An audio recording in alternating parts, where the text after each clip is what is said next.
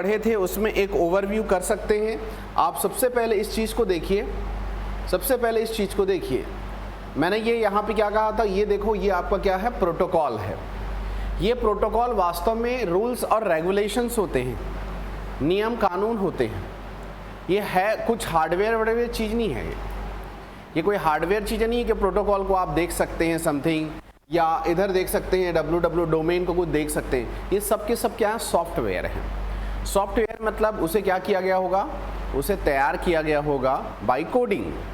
Coding मतलब machine भाषा, वो हाई लेवल लो लेवल कुछ भी हो सकती है। तो सॉफ्टवेयर के द्वारा इसे तैयार किया गया होगा, किसे, इन सब चीज़ों को, ठीक। अच्छा, जब ये चीज़ आपने देखा कि जब इस कंप्लीट वेब एड्रेस को, कल मैंने बताया था रायपुर के बाद चौबे कॉलोनी, चौबे कॉलोनी के बाद कौन सा नंबर वार्ड, कौन सा नंबर वार्ड गली, फिर गली में उसके बाद मकान नंबर। तो जैसे इस प्रकार उसके अंदर तक जाते हैं, कंप्लीट एड्रेस से उस डेस्टिनेशन तक आप पहुंच जाते हैं। It is similar like that. Complete web address आने पर आप किसी भी वेबसाइट तक आसानी से पहुंच सकते हैं, उनके होम पेज तक आसानी से पहुंच सकते हैं। अब यहाँ पे एक प्रश्न उठता है कि इसे कहाँ लिखा जाता है, तो हमेशा कहाँ लिखा जाता है, URL में लिखा जाता है। URL क्या है, यहाँ पे ये सब चीज़ HTTP से लेकर .com तक जो आप चीज़ लिखे हैं उसको हम क्या कहते हैं, उसको वेब एड्रेस कहते हैं। जो किसी भी जगह में क्या लिखा जाता है, उसको URL में लिखा जाता है। URL क्या है, देखो ये है URL, ये क्या है, URL। तो आप लोगों को यूनिफॉर्म रिसोर्स लोकेटर कल मैंने आप लोगों को बताया था, जिसमें कि हम कंप्लीट वेब एड्रेस को डालते हैं। केवल प्रोटोकॉल डालने से नहीं होता, केवल डोमेन नेम डालने से नहीं होता, केवल www डालने से नहीं होता। कंप्लीटली आपको क्या करना पड़ता है, वेब एड्रेस URL में डालना होता है। अब उसके बाद क्या समझाया था मैंने, जब ये चीज़ डाल देते हैं तो कंप्यूटर को मैंने इंटरनेट को क्या कहा था, नेटवर्कों का नेटवर्क। बहुत सारे नेटवर्क ही आपस में क्या है, जुड़े होते हैं। पूरी दुनिया की कंप्यूटर आपस में जुड़े हुए हैं। आपका हमारा मोबाइल भी उसी से जुड़ा हुआ है जब हम इंटरनेट से कनेक्ट होते हैं।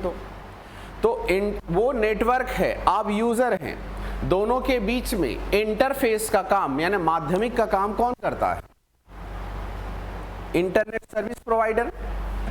याद करिए, कल की क्लास का ही मैं सब रिवीजन करवा रहा हूँ, ताकि ये इंटरनेट है, मतलब ये पूरा इंटरनेट मतलब नेटवर्कों का नेटवर्क, मतलब ये नेटवर्क है। आप ये हैं क्लाइंट या यूज़र हैं, आप दोनों के बीच में इंटरफेस का काम कौन कर रहा है, इंटरनेट सर्विस प्रोवाइडर। किसको पैसा पे करते हैं हर मंथ डेटा रिचार्ज करने के लिए, वही तो इंटरनेट सर्विस प्रोवाइडर है आपका।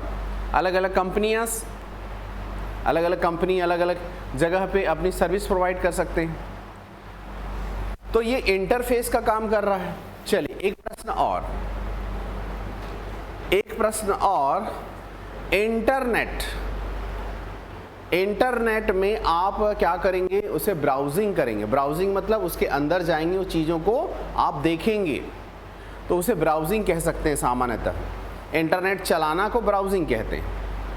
तो इंटरनेट जब आपको चलाओगे और आपको क्या है, आपके पास तो कंप्यूटर है, तो आपने URL में आपका वेब एड्रेस डाल के आपने उसे एंटर कर दिया, तो आप सीधा कहाँ पहुँच गए, नेटवर्क के साथ पहुँच गए। लेकिन मैंने यहाँ पे कहा है इंटरनेट मतलब इंटरनेट और यूज़र के बीच में जो इंटरनेट सर्विस प्रोवाइडर है, ये तो आपको जोड़ दिया, ये कनेक्टिंग मीडियम है, एक कनेक्टिंग माध्यम है आपको, जिसमें आपको क्या है, वायर से जोड़ दिया, हो सकता है वायरलेस से जोड़ दे, हो सकता है ऑप्टिकल फाइबर से जोड़ दे, ठीक, या कोएक्सियल वायर से जोड़ दे। लेकिन मैं प्रश्न ये पूछता हूँ, फिर ब्राउज़र और सर्च इंजन नाम की दो चीज़ें होती हैं। ब्राउज़र और सर्च इंजन, ये दोनों का क्या कार्य है, कोई गैस कर सकते हैं? सर्च इंजन और ब्राउज़र में क्या अंतर है, बेसिक अंतर बताएं। ऑनलाइन वाले इस चीज़ों को समझते रहें, ठीक है। हाँ, सर्च इंजन क्या काम करता है, ब्राउज़र क्या काम करता है, कोशिश करिए। अरे भाई सर्च वर्ड लिखा है, मतलब दुनिया में इतनी सारी जगह हैं, इतने सारे क्या है इंफॉर्मेशन है। सर्च इंजन में जब चीज़ें हम डाल देते हैं, जैसे सर्च इंजन का नाम बताइए एक, सॉरी मोज़िला, फायरफॉक्स, ये सब सर्च इंजन पक्का नहीं? क्या है, ब्राउज़र है, सर्च इंजन है, क्या है? देखो आप इन चीज़ों को कंफ्यूज मत होइए। सर्च इंजन जो है, कुछ भी चीज़ें, सही तो बोल रहे थे, कंफ्यूज क्यों होते? गूगल क्या है? पक्का कि ब्राउज़र है? तो ब्राउज़र क्या है? Google Chrome. वही बात तो सुनना चाह रहा था, हम मिस्टेक कर लेते हैं। सर्च इंजन, जैसे गूगल एक सर्च इंजन है। सर्च मतलब खोजना, ढूंढना, इंजन मतलब सीधा सीधा वो इलेक्ट्रॉनिक डिवाइस की बात कर रहा है। तो ऐसा सर्च इंजन एक ऐसा कह सकते हैं एक सॉफ्टवेयर है। सर्च इंजन क्या है? सॉफ्टवेयर है। इंजन है मतलब कोई हार्डवेयर नहीं है। सर्च इंजन एक ऐसा सॉफ्टवेयर है तो एक प्रकार का एप्लीकेशन सॉफ्टवेयर है। सर्च इंजन भी वास्तव में एक प्रकार का एप्लीकेशन सॉफ्टवेयर है और ब्राउज़र भी एक प्रकार का एप्लीकेशन सॉफ्टवेयर है। तो ब्राउज़र और सर्च इंजन में बेसिक डिफरेंस ये है, सर्च इंजन में की मदद से आप दुनिया के जितने भी वेबसाइट तक वहाँ पहुँच सकते हैं। यस, सर्च इंजन की मदद से आप दुनिया की किसी भी वेबसाइट, किसी भी जगह पर आप पहुँच सकते हैं, क्योंकि वो सर्च करता है, खोजता है। आप कुछ भी लिख सकते हैं उसमें। मान लो कोई रिवर का नाम लिख लिए, या जैसे आप क्या लिखिए, मान लो इंद्रावती नेशनल पार्क लिखे, चित्रकूट वाटरफॉल लिखे, तो वास्तव में आपको सर्च इंजन की मदद लेनी पड़ेगी। वो आपकी काम को आसान बना देता है खोजने में। क्या बिना सर्च इंजन के नहीं खोज सकते क्या? यस और नो? ब्राउज़र का नाम अभी मैं नहीं लिया हूँ। बिना सर्च इंजन के क्या किसी भी जगह चित्रकूट वाटरफॉल, इंद्रावती जो है नेशनल पार्क, क्या आप नहीं पहुँच सकते या पहुँच सकते हैं? बिल्कुल पहुँच सकते हैं। सर्च इंजन में डालेंगे तो आपको ज़्यादा बेहतर तरीके से, ज़्यादा एक्यूरेसी के साथ और तुरंत आपको पहुंचा सकता है, क्योंकि उसका नाम ही सर्च इंजन है, खोजने का काम। लेकिन आप इंटरनेट के यूआरएल में भी डाल दोगे, तो आप उस जगह तक पहुंच सकते हो, लेकिन वो डायरेक्ट माध्यम नहीं होगा। फिर किसी जगह क्लिक करोगे, फिर उसके अंदर जाओगे। जबकि आप सर्च इंजन में डालते हैं तो बहुत एक्यूरेसी के साथ, बहुत तीव्र गति से, बहुत ही व्यवस्थित तरीके से आपको दिखा देता है, उसके ऑप्शंस, विकल्प दिखा देगा। हाँ, आप जो खोज रहे थे वो ये है। तो अब ब्राउज़र का क्या काम है? ब्राउज़र का काम अब क्या है? ब्राउज़र का काम जैसे गूगल क्रोम है या एप्पल का सफारी है, अलग अलग जो आपका ब्राउज़र होता है, ये वास्तव में ब्राउज़र एक और माध्यम होता है उस वेबसाइट तक पहुंचने के लिए। वेबसाइट क्या होता है? वेब पेज का समूह, ग्रुप ऑफ वेब पेज, उसे कहते हैं वेबसाइट। तो उस जगह तक आपको पहुंचाने में ब्राउज़र ज़्यादा बेहतर मदद करता है। तो यहाँ पे कह रहे हैं गूगल क्रोम कह दिया, सफारी कह दिया, मोज़िला कह दिया, फायरफॉक्स कह दिया। इसकी मदद से आप उस जगह तक बहुत और बेहतर तरीके से पहुंच सकेंगे। तो मैं इसे शब्दों में समझा देता हूं और 2023 के रिपोर्ट के हिसाब से कौन सा ब्राउज़र सबसे अच्छा है ये भी मैं आपको बता देता हूं। ठीक है, तो चीज़ों को कल मैंने जो समझाया हुआ था वही चीज़ों को यहाँ से मैं रिज्यूम कर रहा हूँ, जिसमें कि अभी सब चीज़ें क्लियर हो जाएंगी। जो थोड़ा थोड़ा दिमाग में कन्फ्यूज़न आ रहा होगा, ये प्रोटोकॉल्स हैं जिसको मैंने कल नोट करवाया था। ये क्या है? लैंग्वेजेस हैं, इंटरनेट में प्रयुक्त तो भाषाएं हैं। और यहाँ पे मैंने आईपी एड्रेस बताया था। आईपी एड्रेस ये 8 बिट का दिख रहा है, 32 बिट का और 128 बिट का। आजकल पहले 2 हुआ करता था, आजकल 3 हो चुका है। थोड़ा देखिए, यहाँ पे 32 बिट है basically, bit byte decimal binary. ठीक है, मैं आप लोगों को एक क्लास, महत्वपूर्ण क्लास बचा के रखा हूँ। कि कैसे बाइनरी को डेसिमल में कन्वर्ट करना है, डेसिमल को बाइनरी में कन्वर्ट करना है। ये एक महत्वपूर्ण क्लास बची हुई है और डेटा का खेल है, उसमें कोई बड़ी बात नहीं है। 10 से 15 मिनट लगेगा, आप सब चीज़ों को समझ जाएंगे, ठीक। लेकिन वो क्लास को मैं आखिरी में लूँगा, आप बस थोड़ा सा ध्यान रखिए।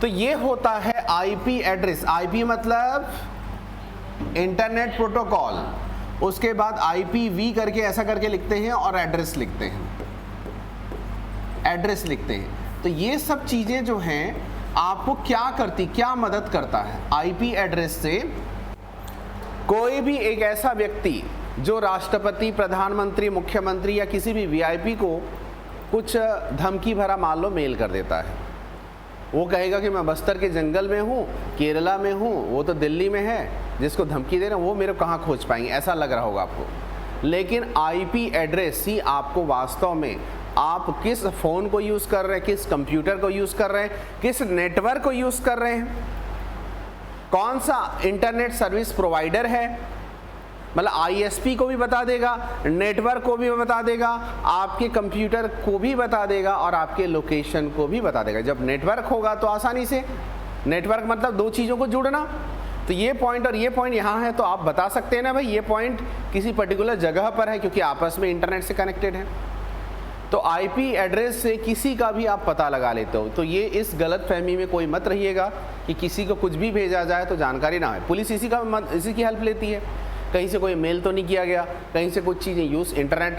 आप क्या करोगे, देखो मान लो एक नक्सल मूवमेंट हुआ और नक्सल मूवमेंट हुआ, कुछ जान मान का नुकसान करवा दिए, अब पुलिस उसे खोज रही है और मान लो व्यक्ति की पता चल गया उस एरिया में है, तो वो तुरंत ना उधर के नेटवर्क या उधर के यूज़र को पहचान लेती है और पहचानने के बाद उसके मान लो उस व्यक्ति के मोबाइल तक पहुंच जाता है वो, तो आसानी से पता लगा लेता है कि वो वास्तव में क्या सर्फिंग किया है, क्या गूगल किया है, किससे बात किया है, ये सब चीज़ें। वो तो क्या है, कॉल भी डायरेक्टरी निकल जाती है, कॉल हिस्ट्री निकल जाती है, उसके साथ साथ आपका इंटरनेट का भी कोई भी ब्राउजिंग, आप कुछ भी सर्च किए हैं आज से 1 साल पहले, 2 महीने पहले जो भी सर्च किए होंगे, इंटरनेट कंपनियों के लिए आपका डेटा निकालना बस चुटकी भरा काम है। तो किसी भी प्रकार की चीज़ें जो होती हैं ये बहुत मैटर करता है। आपकी कंप्लीट एड्रेस, IP एड्रेस की बात जब मैं करूं तो देखिए वास्तव में ये 1st octet, 2nd octet, 3rd octet और 4th ऑक्टेट, 4 ऑक्टेट। ऑक्टेट मतलब 010101। देखो इसका यहाँ 0 से लेके 11 तक देखेंगे तो 8 है, यहाँ से लेकर 8 है, यहाँ से 8 लेकर 8 है, और इस प्रकार ये 8, ये सब क्या है, ये सब देख रहे हैं कि 8 बिट बराबर 1 बाइट होता है। आगे मैं सब बताऊंगा, निबल जो है, बाइट, बिट, मेगाबाइट, सब चीज़ बताऊंगा, कन्वर्ट करना भी सिखाऊंगा। फिलहाल देखिए 8 बिट बराबर 1 बाइट होता है, तो ओवरऑल 32 बिट का जो है पहले क्या होता था, IP एड्रेस हुआ करता। और शुरुआत की बात करूं तो 8 बिट का भी हुआ करता था। तो ओवरऑल 3 है, वर्तमान समय में 2 चलता है। जब नंबर ऑफ इंटरनेट यूज़र थोड़े से कम हो या मध्यम हो तो 32 बिट वाला IP एड्रेस यूज़ किया जाता है। IP एड्रेस क्या है, IP एड्रेस वास्तव में इंटरनेट प्रोटोकॉल का एड्रेस है जो किसी भी व्यक्ति के या किसी भी यूज़र के इंटरनेट प्रयोग करने के दौरान उसका वास्तविक लोकेशन, एड्रेस सब बता देता है। आप अभी टाइप करिए कुछ भी टाइप करिए आप, तो वो पता चल जाएगा कि वो कंपनी, वो व्यक्ति उस जगह पर उस फ़ोन से उस नेटवर्क का प्रयोग कर रहा है। जब नंबर ऑफ इंटरनेट यूज़र बढ़ जाएंगे तो यहाँ पे 32 बिट जो है अब 128 बिट का हो गया है। तो ये कौन सा है, IPv6 हो गया है। तो IPv4 है ऊपर वाला, IPv4 है, तो 4 में हम कहेंगे वो क्या है आपका 28 बिट का है, सॉरी 32 बिट का है, 32 बिट का है, और इस प्रकार कहेंगे ये 28 बिट का है, 128 बिट का है। कल मैंने आप लोगों को एक बात और बताई थी, ये चीज़ें जो हैं ये अभी आप कभी टाइप नहीं करते। क्या ये URL में टाइप करते हो क्या? नहीं करते। आप URL में तो ये टाइप करते हो जो कल मैंने बताया था, आप URL में ये टाइप करते हो, आप में इसमें कहीं पे भी नहीं लिखा है 128 पॉइंट समथिंग समथिंग जो भी अभी आपने आईपी एड्रेस लिखा वो नहीं टाइप करते, लेकिन उसके अंदर नेटवर्क के अंदर जाएंगे ना, क्योंकि नेटवर्क का एड्रेस है तो नेटवर्क के अंदर जाएंगे तो आपको वो दिख जाएगा। कौन सा? आप कभी भी अपने फोन में भी जाके नेटवर्क के अंदर देखिएगा, ये सब चीज आपको दिख जाएगा। नाउ आगे चीजें जो है, जब इस प्रोटोकॉल की बात जब मैं कल कर रहा था, इस प्रोटोकॉल में मैंने 5 से 6 अलग अलग महत्वपूर्ण प्रोटोकॉल दिखाया है। इस प्रोटोकॉल का मतलब है कि ये एक रूल्स रेगुलेशन नियम कानून होते हैं और इसी के तहत जो है आपके इंटरनेट के डेटास या इंटरनेट में जो भी चीज़ें गतिविधि करेंगे वो सब चीज़ें यूज़ की जाती हैं। ठीक, अब यहाँ पे देखेंगे इसके आगे आज के सेशन में क्या लिखेंगे। फेमस जो है, फेमस क्या है आपका? Web browser, famous web browser, और इसे यहाँ पे लिख लीजिए फेमस वेब ब्राउज़र। मैं इंटरनेट की मदद से ही ये सब चीज़ें आपके लिए लेकर आया हूँ। थोड़ा सा देखें, इंटरनेट एक्सप्लोरर पहले हम यूज़ करते थे भाई, आजकल उतना यूज़ नहीं होता क्योंकि उससे बेहतर वाले क्या हैं, आपके ब्राउज़र्स आते हैं। तो थोड़ा सा मैं इसका डिस्क्रिप्शन लिखा देता हूँ, है ना। देखो, internet explorer, Google Chrome, Google Chrome सबसे ज़्यादा यूज़ किया जाता है। लेकिन अभी 2-3 दिन पहले एप्पल के सीईओ आके क्या कहते हैं, दुनिया का सबसे फास्टेस्ट, सबसे तेज ब्राउज़र क्या है? एप्पल सफारी, इसे कहा गया है। एप्पल सफारी को दुनिया का सबसे तेज़ ब्राउज़र कहा गया है। अब वो कोई ऐसे ही हवाई बात नहीं की होंगे, कोई ना कोई डेटा रहा होगा, कोई ना कोई विश्लेषण रहा होगा। तो थोड़ा वेब ब्राउज़र के बारे में हम लिख लेते हैं। वेब ब्राउज़र हेडिंग डालेंगे, वेब ब्राउज़र हेडिंग डालेंगे और इसमें हमको जो चीज़ लिखनी है लिखेंगे इंटरनेट में मौजूद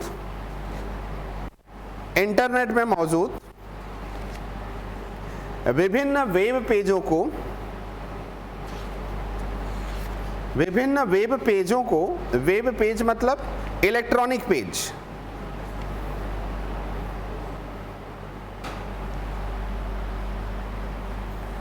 को ढूंढने में वेब ब्राउज़र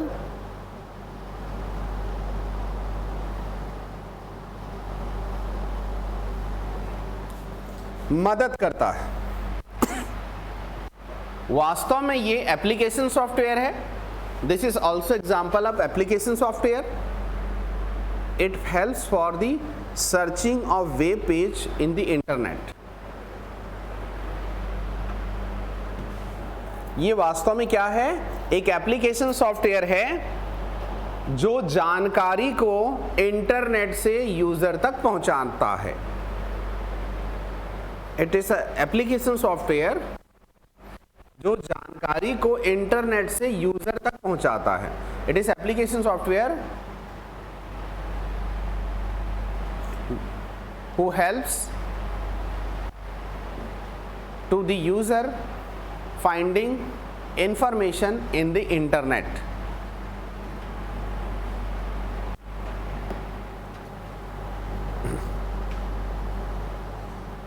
ठीक है, इसमें आप लिखेंगे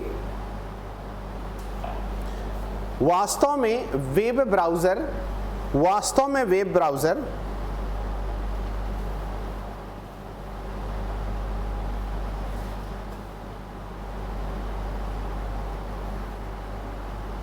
URL में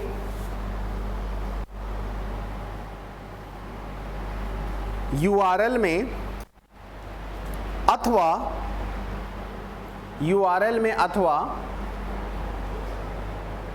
वास्तव में वेब ब्राउज़र URL में अथवा डायरेक्टली सर्च इंजन में आईपी एड्रेस डालकर, आईपी एड्रेस की जगह वेब एड्रेस डालकर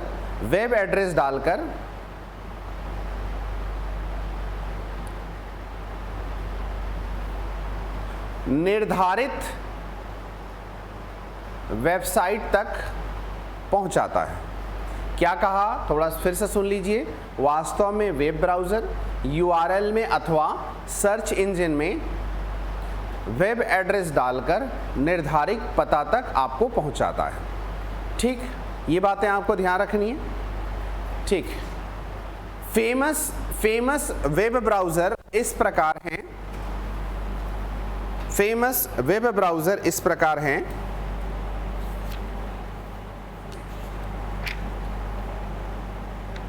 जिसमें पहला इंटरनेट एक्सप्लोरर, सबके सामने कुछ कुछ एरो निकालेंगे। ये आपको ऐसा वर्टिकली लिख लीजिए क्योंकि वेब ब्राउज़र का डिस्क्रिप्शन भी आपके सिलेबस में है, थोड़ा थोड़ा बस देखेंगे। इंटरनेट एक्सप्लोरर ये किसका इंटरनेट एक्सप्लोरर है पता है? माइक्रोसॉफ्ट का है। तो लिखिए इंटरनेट एक्सप्लोरर किसका है? माइक्रोसॉफ्ट का है। गूगल क्रोम नाम में ही स्पष्ट है, गूगल का है। गूगल क्रोम गूगल का है। मोजिला का भी आंसर मोजिला ही है। मोजिला का मोजिला कॉर्पोरेशन है।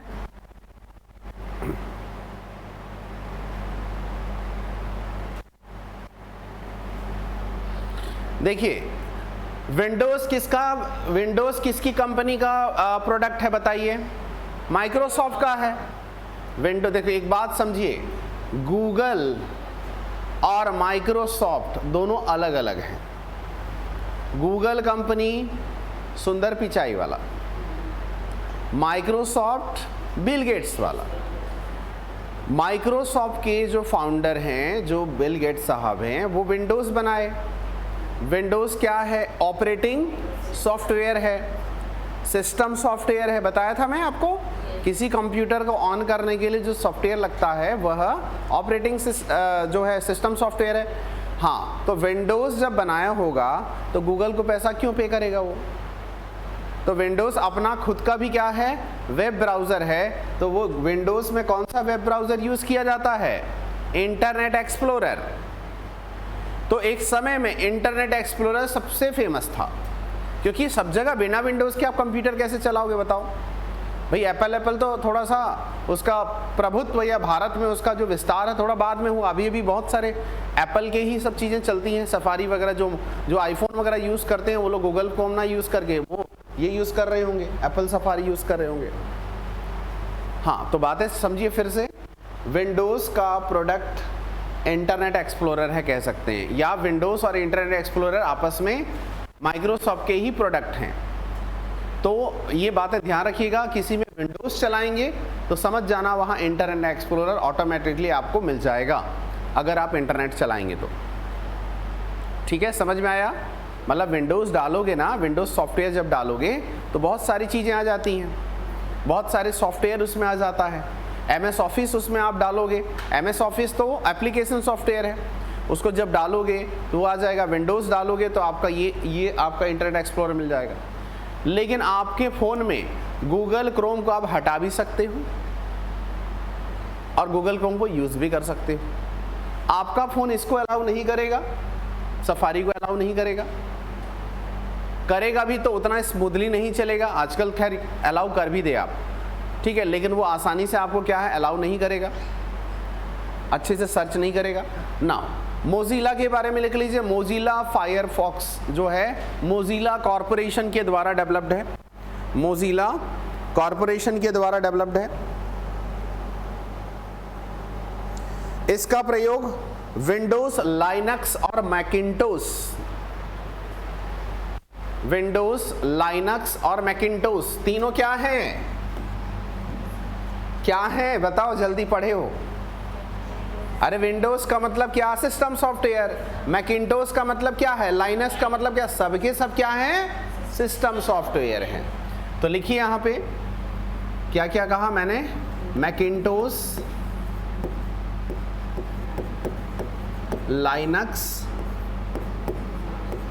लाइनक्स और विंडोज, ये तीनों में ही यूज़ किया जाता है आपका, मतलब उनके लिए स्मूथली काम करता है मोजिला। देखो अब इधर देखिए, इस ई को देखिए, इंटरनेट एक्सप्लोरर की ई को देखिए और ये भी ई जैसा ही दिख रहा है। तो माइक्रोसॉफ्ट एज जो है इंटरनेट एक्सप्लोरर के अगले जनरेशन का ब्राउजर है, क्योंकि यहां माइक्रोसॉफ्ट तो लिखा ही हुआ है ना, इसमें कौन सी बड़ी बात है। तो माइक्रोसॉफ्ट एज जो है वो माइक्रोसॉफ्ट एज जो है इंटरनेट एक्सप्लोरर का अगला जनरेशन का, नेक्स्ट जनरेशन का क्या है, आपका वेब ब्राउजर है।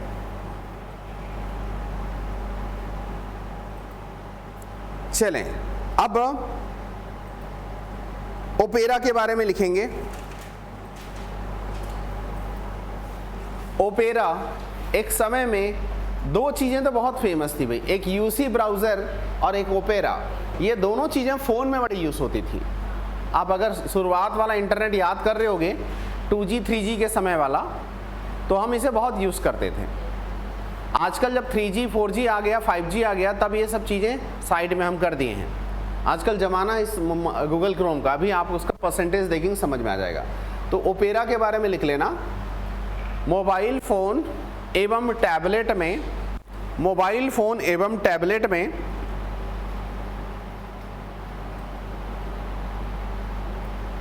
प्रयुक्त होने वाला एक प्रचलित सॉफ्टवेयर था, प्रचलित वेब ब्राउजर था। टू जी 3G मतलब सेकेंड थर्ड जनरेशन हो जाएगा। 2G 3G के दौरान किसने डेवलप किया? नाम ही ओपेरा है तो ओपेरा ही ने डेवलप किया। लिखेंगे develop by opera software corporation, opera software corporation.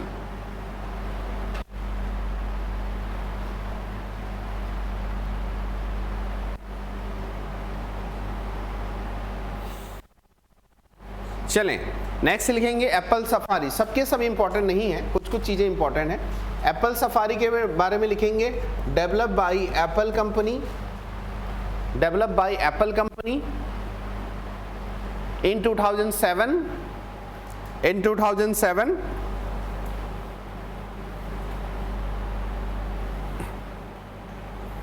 और इसमें भी लिखेंगे यह आईफोन एवं आईपैड में यूज होता है। यह आईफोन या आईपैड में यूज होता है, जो एप्पल का ही प्रोडक्ट है। एवं मैकिन्टोश ऑपरेटिंग सिस्टम होता है, एवं Macintosh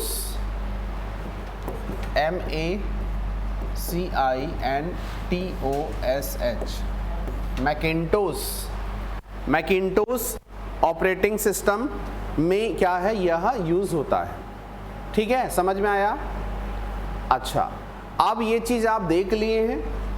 UG browser, DuckDuckGo, Vivaldi, Brave, ये जो चीजें दिख रहे हैं, these are also example of web browser.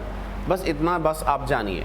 तो वेब ब्राउजर के बारे में इतनी बातें भी अगर आप जानते हैं, गूगल क्रोम में मुख्य बचा हुआ उसका डिस्क्रिप्शन में अभी बता रहा हूँ, इतना भी अगर जान लेंगे तो आपके लिए काम आसान है, क्योंकि यही चीज़ें आपके पास्ट ईयर के पेपर में यही नाम आया है। ये सब नाम बड़े इंपॉर्टेंट है। थोड़ा डिस्क्रिप्शन लिख लेंगे गूगल क्रोम के बारे में। सबसे फेमस, वर्तमान में सबसे फेमस वेब ब्राउजर है जो हाईली सिक्योर्ड है, जो अति सुरक्षित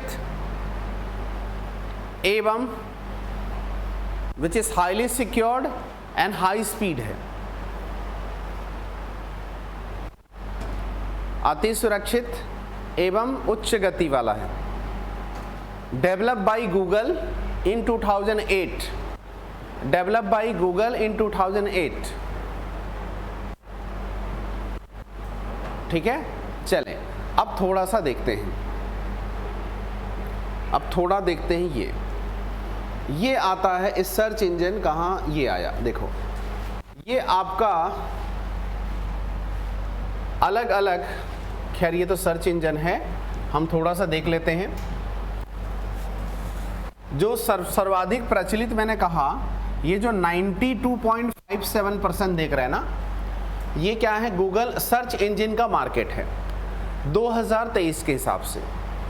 तो अभी मैंने कहा देखो ये गूगल है, गूगल क्रोम नहीं लिखा है, एक बात को ध्यान रखना। Google is search engine but Google Chrome is browser, ये बात ध्यान रखना। तो सर्वाधिक प्रचलित आपका ब्राउज़र गूगल क्रोम है, उसका परसेंटेज भी 67% से ऊपर है, क्योंकि दुनिया में आईफोन यूज़ करने वालों की संख्या भी बहुत ज़्यादा है और वो लोग यूज़ करेंगे एप्पल सफारी यूज़ करेंगे। ठीक, तो ये बात थोड़ा ध्यान रखना कि उसका परसेंटेज सबसे ज़्यादा है। नाउ यहाँ पे जब बात करते हैं सर्च इंजन को लेकर, तो गूगल सर्च इंजन है, गूगल सर्च इंजन है और सर्वाधिक जो है 92.57 जो है इसका क्या है, सबसे ज़्यादा यूज़ किया जाता है।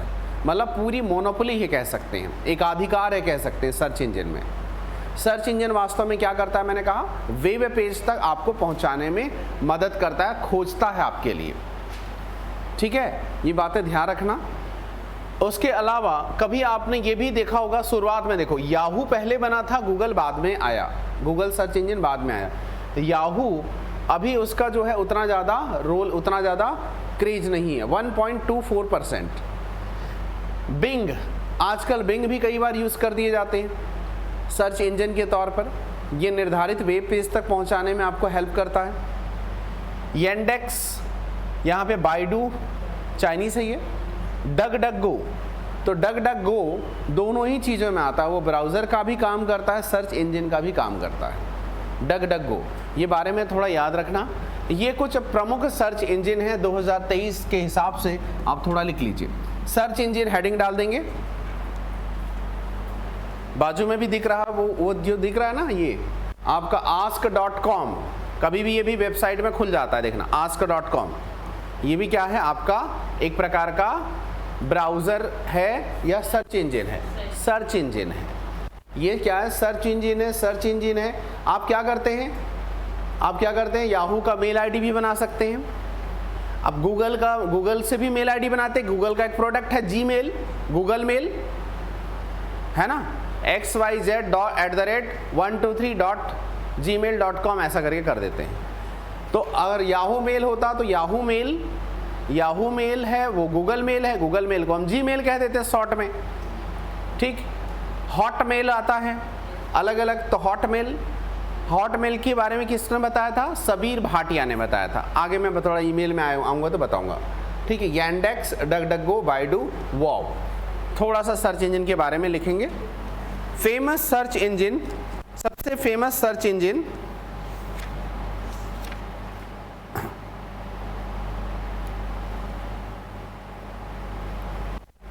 में गूगल फर्स्ट रैंक में आता है। फेमस सर्च इंजन में गूगल प्रथम स्थान पर आता है।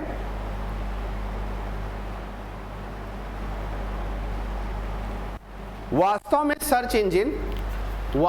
सर्च इंजन www यानी वर्ल्ड वाइड वेब में, वास्तव में सर्च इंजन www में, इंग्लिश वाले थोड़ा मैनेज कर लेंगे, www में यानी वर्ल्ड वाइड वेब में अरबों वेब पेज होते हैं, अरबों वेब पेज होते हैं। There are billions of web page.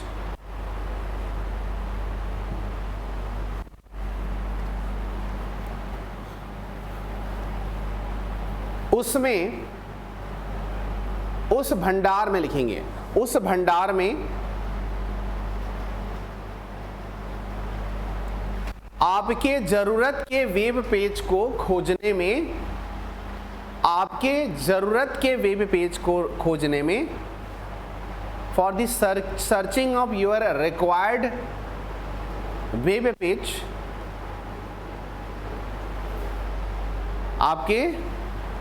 आपके लिए क्या आवश्यक या आपको जो ज़रूरत है उसके वेब पेज को खोजने में सर्च इंजन ही मदद करता है। For finding of required web page in the world wide web, search engine helps, search engine helps.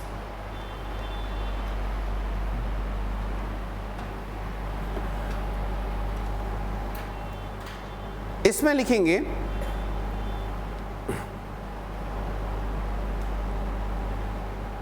जब हम सर्च इंजन में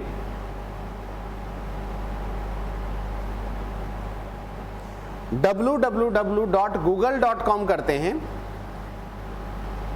www.google.com करते हैं, तब वर्ल्ड वाइड वेब में आपको गूगल की वेबसाइट तक पहुंचा देता है। तब वर्ल्ड वाइड वेब में आपको गूगल के वेबसाइट में पहुंचा देता है। अरे कुछ भी लिख लो, www कुछ भी .com लिख दो और वो रिलेटेड आपके वेब पेज तक पहुंचा देता है। उसके बाद लिखना सर्च इंजन एवं ब्राउज़र जुड़ी हुई चीज़ें हैं। सर्च इंजन एवं ब्राउज़र आपस में जुड़ी हुई चीज़ें हैं।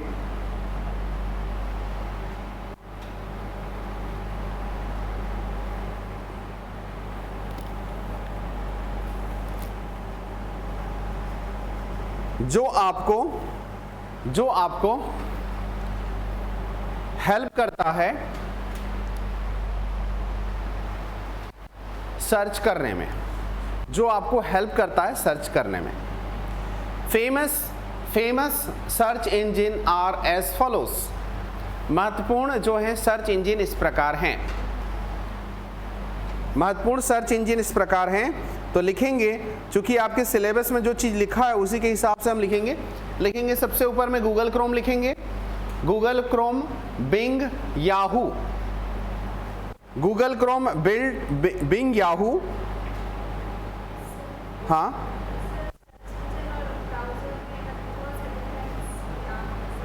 मैंने कहा हाँ, बहुत बढ़िया।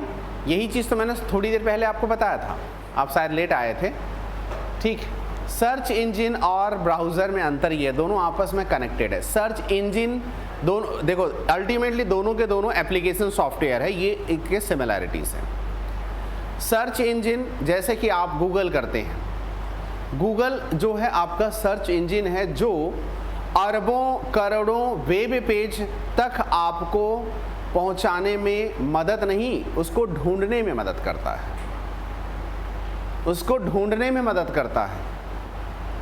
ब्राउज़र क्या करता है? इन्हीं वेब पेज तक आपको पहुंचाने में मदद करता है। अगर इसलिए तो दोनों आपस में जुड़ी हुई चीज़ें हैं, कह रहा हूँ। दोनों का काम क्या है? देखो, Google is the search engine, लेकिन Google Chrome is the browser. इसलिए मैंने आपको प्रश्न भी पूछा था, क्या बिना ब्राउज़र के आप किसी वेबसाइट तक पहुंच सकते हैं। बिल्कुल, आप URL में सीधा लिख दो, बिना वेब ब्राउज़र को डाउनलोड करते हुए किसी भी इंटरनेट के URL में आप डाल सकते हो और वहां तक पहुंच सकते हो, लेकिन वो थोड़ा इनडायरेक्टली पहुंचना है। जब ब्राउज़र को यूज़ करते हो, गूगल क्रोम ओपन किए और www.amazon.in किए, मान लो amazon.com कर दिए, मान लो amazon.com। ये सोशल जो है आपका कह सकते हैं जो कॉमर्स वाला, ई-कॉमर्स वाली कंपनी है, खरीदी बिक्री करते हैं, तो flipkart.com टाइप का। तो www.amazon.com flipkart.com करते हैं, कहाँ पे लिखे? ब्राउज़र के अंदर लिखे, तो कहाँ पर आपको लेकर चला जाएगा? ये उनकी वेबसाइट तक लेकर चला जाएगा।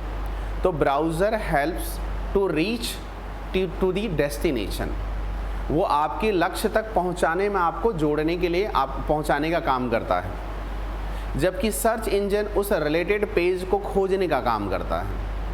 स्टार्टिंग में ही वर्ड लिखा है सर्च, दोनों में इसलिए कंफ्यूजन होता है। दैट्स वाई ये चीज़ें बड़ी इंपॉर्टेंट है। आपका क्वेश्चन बहुत जेन्युइन है, ठीक है, इसलिए मैंने शुरुआत में ही इस चीज़ को अंदेशा देखते हुए आप लोगों को बताया था। कोई बात नहीं, चलो फिर से समझ लिए। हाँ, तो ये these are the search engine. और यहाँ पे बात करते हैं, ये जो है आपका ब्राउज़र आपको पहुँचाने में, ब्राउज़ करने में आपको मदद करता है। ठीक, चलें, अच्छी बात है। हाँ, क्या लिख रहे थे? फेमस ब्राउज़र इस पर, famous search engine are as follows. लिखेंगे ऊपर से नीचे, एक एक को आप वर्टिकली लिख लीजिए, एक एक का नाम लिखिए, क्योंकि यही नाम आपको पूछा जाएगा, इससे बाहर नहीं पूछा जाएगा।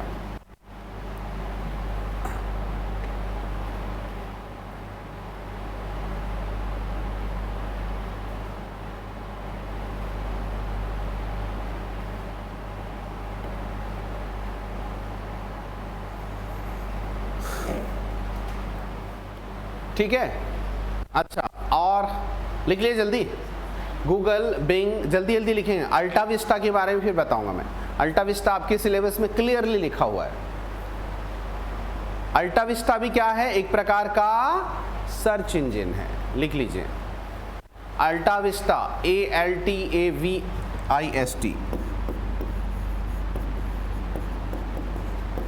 अल्टा विस्टा, ये किसका प्रोडक्ट है, याहू का प्रोडक्ट है, याहू का उत्पाद है।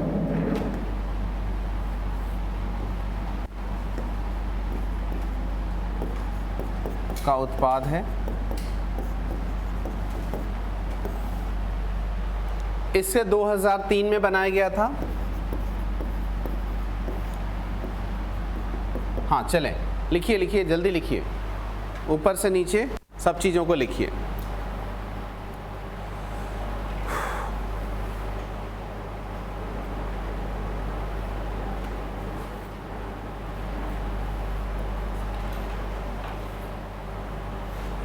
चलें, लिख लिए। हाँ, इसमें आप लोग लिखना है एक एक चीज़ें। अल्टा विस्टा गूगल के पहले स्थापित याहू सर्च इंजन का सबसे लोकप्रिय सर्च इंजन था। अल्टा विस्टा गूगल के पहले स्थापित याहू का सबसे लोकप्रिय सर्च इंजन था, जिसे 2003 में स्थापित किया। एक समय था, आपको बता दूं, लोग ईमेल आईडी बनाया करते थे, yahoomail.com, hotmail.com, gmail.com, तीनों प्रकार की चीज़ें ज़्यादा बनाया करते थे, और भी हैं बहुत सारे। लेकिन आजकल देखते हैं 10 में आपका 8 क्या है, जीमेल मिलेगा। 10 में 7-8 आपका जीमेल मिलेगा, क्योंकि गूगल इतना हावी हो चुका है सब पर कि बाकी चीज़ें जो है सप्रेस हो गई। तो ये बातें आपको ध्यान रखनी है। तो अल्टा विस्टा वास्तव में किसका प्रोडक्ट है, याहू का ही प्रोडक्ट है। तो ये आपको लिखना है। आस्क लिखा है तो ask.com, गूगल लिखा है तो google.com, कॉम का मतलब कॉमर्शियल, ठीक। yahoo.com, yandex.com, baidu.com, duckduckgo.com, wop.com, सब में .com लिखेगा, क्योंकि कमर्शियल है, वाणिज्यिक है। बातें समझ में आई? तो ये बातें आपको सर्च इंजन और इसके बारे में थोड़ा सा काफ़ी है, ठीक। चलें, अब हमारे पास आता है अगला जो कंटेंट आता है, जो सिलेबस के पॉइंट ऑफ व्यू से देखते हैं क्या चीज़ छूटा है। अभी हम नेटवर्क की बातें फिर करेंगे। देखो, इसमें लिखा हुआ है आपके सिलेबस में, गूगल, अल्टा विस्टा और सर्च इंजन से संबंधित वांछित जानकारी कैसे प्राप्त की जाए, सामान्य जानकारी। तो सामान्य जानकारी हमने यहाँ पे लिखा हुआ है, और इसके अलावा मुझे नहीं लगता और कुछ चीज़ें ज़रूरत पड़ेगी, ठीक है। लेकिन कुछ ऐसे टर्म्स वगैरह हैंगे, तो टर्म्स को मैं सीधा सीधा आप लोगों को दे दूंगा PDF शब्द। अरे भाई, सर्फिंग का क्या मतलब है ना, इस टाइप का कुछ नाम आता है ना, तो उसको मैं सीधा सीधा आपको लिख के दे दूंगा PDF के फॉर्मेट में, आज ही आप लोगों को उपलब्ध करा दूंगा, ठीक। चलें, अब हमारे पास आता है अगला इसमें नेक्स्ट पेज जो में देखते हैं, वो आता है नेटवर्क। ये नेटवर्क का क्या कार्य है और नेटवर्क क्यों ज़रूरी है। देखिए, इंटरनेट के प्रकार अलग हो सकते हैं, और हाँ समझा दूं। चलें, सर्फिंग करना का मतलब क्या है, फिर नेटवर्क पर आते हैं। एक प्रश्न आया हुआ है, सर्फिंग क्या है। चलिए, सर्फिंग का मतलब ये है, सर्फिंग का मतलब यहाँ पे हम समझ लेते हैं। जैसे लिखा हुआ है सर्फिंग, इंटरनेट सर्फिंग करते हैं, इसका मतलब इंटरनेट चलाते हैं, सिंपल भाषा में समझें। कोई भी वेबसाइट तक जब हमको पहुंचना है, तो अब आपने टेक्निकल बातों को आप जान रखा है, आप क्या करेंगे, आप उनके URL में या उनके सर्च इंजन में उसका एड्रेस डालेंगे। एड्रेस डालने पर इंटरनेट सर्विस प्रोवाइडर ISP आपको नेटवर्क से कनेक्ट कर देता है, और नेटवर्क से कनेक्ट कर देता है मतलब एक माध्यम बन गया है ISP, इंटरनेट सर्विस प्रोवाइडर। उस माध्यम में दो चीज़ें आती हैं कि पहला सर्च इंजन उस वेबसाइट को खोजने में आपको मदद करेगा, हाँ मिल गया है ये वेबसाइट, और उस तक क्या है आपका वेब ब्राउज़र क्या करता है, ट्रैवल करते हुए जाता है और वहाँ तक आपको पहुँचा देता है और आपके सामने वेब पेज ओपन हो जाता है।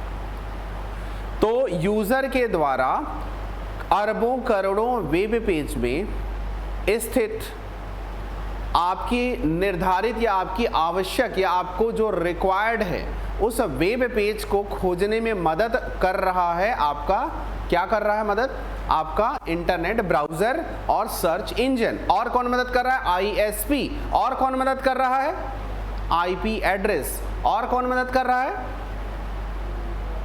IP address, search engine, web browser, internet service provider. और मदद कर रहा है नेटवर्क भी, क्योंकि नेटवर्क आपस में ना जुड़े हो तो आप तो कैसे पहुंचोगे। सब चीज़ें आपस में, कंप्यूटर अरबों करोड़ों जो हैं कंप्यूटर आपस में ना जुड़े तो आप रिलेटेड जगह पे पहुंच ही नहीं पाएंगे। कई बार कुछ गूगल करते हैं नॉट फाउंड लिखा देता है। क्यों लिखाता है, या तो वो नहीं रहा होगा, वास्तव में गलत सर्च कर रहे होंगे, या तो web page can not found ऐसा करके दिखाता है, वेब पेज को खोज नहीं पाता। तो इंटरनेट सर्फिंग वास्तव में यूज़र के द्वारा वेब पेज को खोजने की प्रक्रिया को ही हम इंटरनेट सर्फिंग कहते हैं। इसलिए इसे एक सेंटेंस में फॉर्मेट में लिख लीजिए, इंटरनेट सर्फिंग लिख लेंगे। इंटरनेट सर्फिंग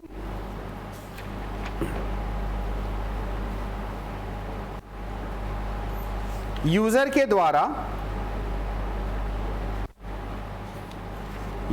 द्वारा रिक्वायर्ड वेब पेज को खोजने की एक प्रक्रिया है। अर्थात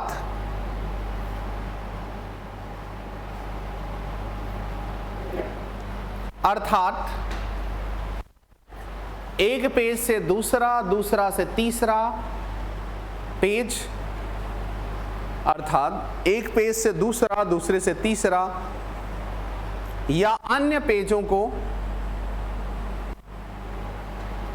पेजों को खोजा जाना है।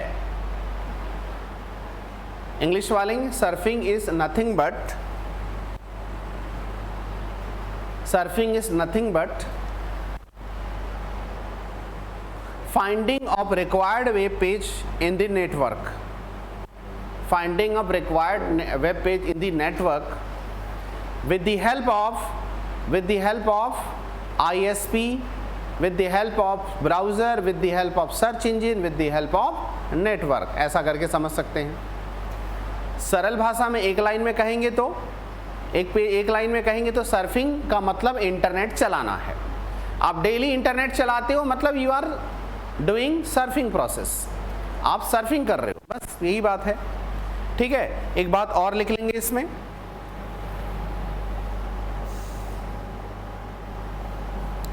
सर्फिंग में हाइपरलिंक बहुत मदद करता है। सर्फिंग में हाइपरलिंक बहुत मदद करता है। हाइपरलिंक मतलब एक पेज से दूसरे पेज जाना, वो हाइपरलिंक की मदद से होता है। हाइपरलिंक मोस्टली ब्लू कलर से लिखे जाते हैं, लेकिन कुछ विशेष केस में नहीं, बिना कलर के भी आप लिखे जा सकते हैं। जैसे एक इंटरनेट के पेज को क्लिक करते हो अगला पेज ओपन हो जाता है, फिर क्लिक करते हो अगला पेज ओपन हो जाता है, तो हाइपरलिंक है वो। ठीक, चलें अब सीधा सीधा आप लिखते हैं, क्या है आपका नेटवर्क को जानने से पूर्व आप चीज़ों को समझें।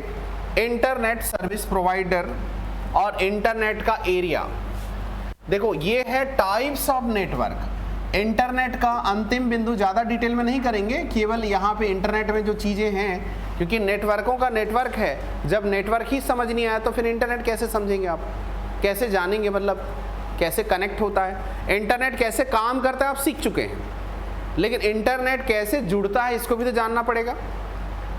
एक जगह से दूसरी जगह कैसे जुड़ता है हम देखेंगे।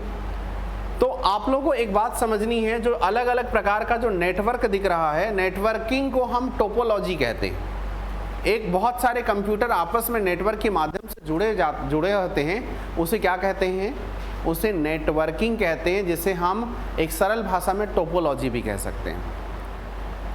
तो यदि मैं बताऊं this is not a type of internet, ये इंटरनेट का प्रकार नहीं है।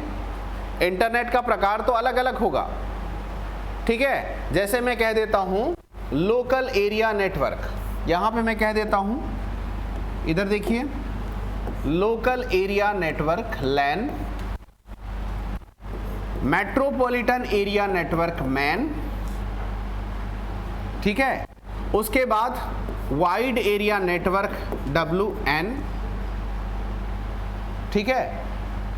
उसके अलावा हम कह सकते हैं, देखो ये आपका लोकल एरिया, ये किसी मेट्रो सिटी में, ये वाइड एरिया कई सिटी के बीच में जोड़ा जाने वाला कंप्यूटर का एक प्रकार का नेटवर्किंग है। लेकिन वास्तव में ये इंटरनेट का प्रकार है, ये इंटरनेट का प्रकार है, ये कंप्यूटर के जुड़ने का प्रकार है, नेटवर्क के जुड़ने का। एक नेटवर्क दूसरे नेटवर्क से कैसे जुड़ता है, तो थोड़ा सा दोनों के बारे में एक छोटा सा डिस्क्रिप्शन लिख लीजिएगा ताकि चीज़ें आप लोगों को स्पष्ट हो जाए, ठीक है।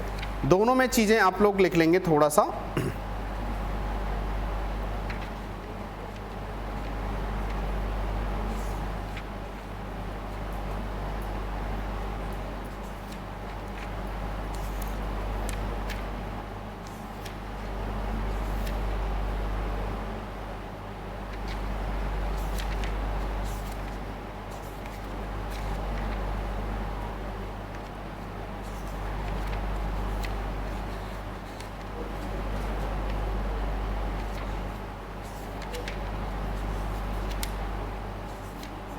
हाँ, अच्छा,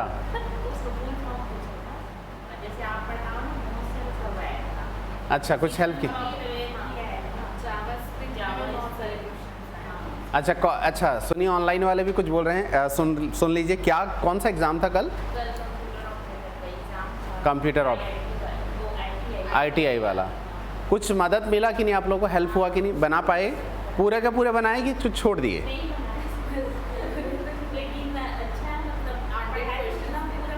हाँ, अच्छा, इधर उधर की चीज़ें भी पूछी थी क्या इंटरनेट वाला? हम वहाँ तक नहीं पहुँच पाए थे, है ना?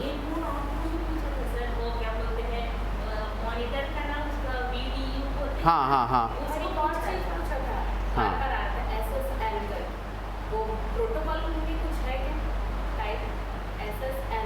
SSL करके आप लोग एक काम करिए, पेपर ले आइएगा, मैं सॉल्व करवा दूंगा, ठीक है। कंप्यूटर के क्वेश्चन ऑनलाइन वाले भी देख लेंगे। हाँ, चलें, लिखेंगे इसमें लिखेंगे टाइप ऑफ नेटवर्क में, टाइप ऑफ इंटरनेट में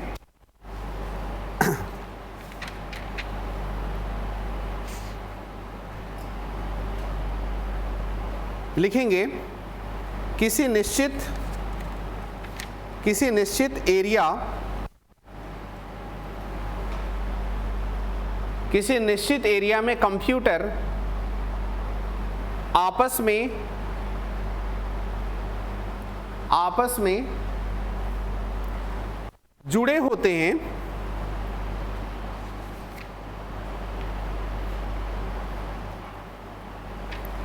जिसे नेटवर्क कहा जाता है, और नेटवर्क के प्रकार इस प्रकार हैं,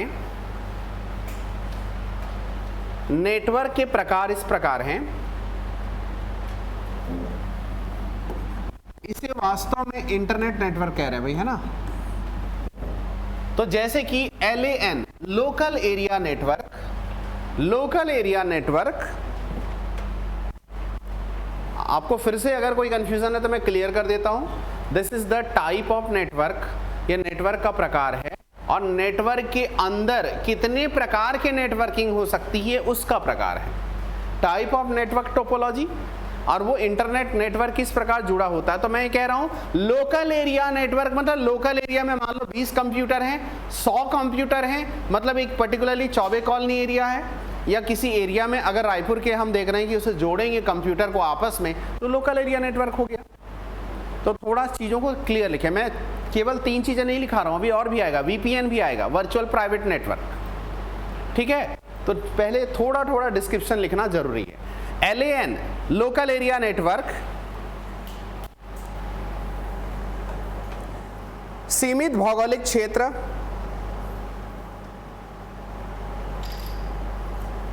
जैसे स्कूल, ऑफिस, घर आदि में यूज किए जाने वाला नेटवर्क है, आदि में यूज किया जाने वाला नेटवर्क है। चूंकि ये लोकल एरिया है इसलिए लोकल एरिया नेटवर्क कहते हैं। उसमें वर्ड शब्द में ही छुपा है आंसर, लोकल एरिया। ठीक। मेट्रोपॉलिटन एरिया नेटवर्क MAN,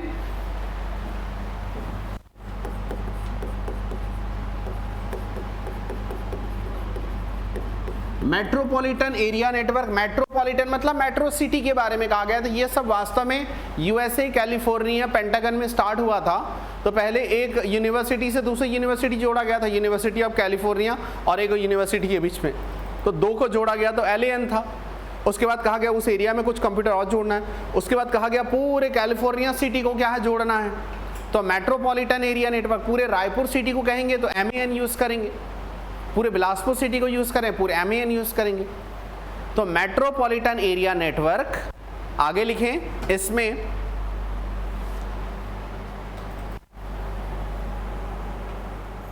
बहुत सारे लेन मिलकर बहुत सारे लेन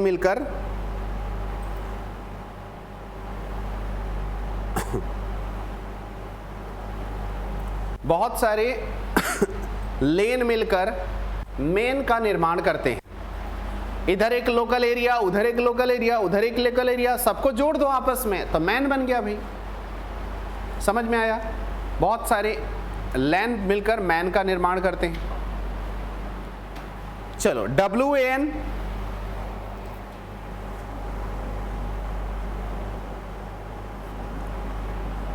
ठीक है। WAN wide area network, wide area network. WAN का मतलब है wide area network, WIDE wide area network. तो वाइड एरिया नेटवर्क के बारे में थोड़ा जानना आवश्यक है, अदरवाइज मिस्टेक होगा। थोड़ा देख लीजिए। वाइड एरिया नेटवर्क और MAN में थोड़ा आपको कंफ्यूजन हो सकता है। वाइड मतलब चौड़ा, दूर एरिया। तो वाइड एरिया नेटवर्क मतलब इसमें भी बहुत सारे लेन मिलके WAN बना सकते हैं, बहुत सारे लोकल एरिया नेटवर्क मिलके MAN भी बना सकते हैं और बहुत सारे LAN मिलके WAN भी बना सकते हैं, वाइड एरिया नेटवर्क बना सकते हैं। अब प्रश्न उठता है MAN बड़ा है या WAN बड़ा है, कौन सा बड़ा नेटवर्क है? तो लिखिए आप उसमें, इसमें भी WAN में भी लिखेंगे, इसमें भी LAN मिलकर WAN बना सकते हैं, यानी दो या दो से अधिक LAN मिलके WAN बना सकते हैं।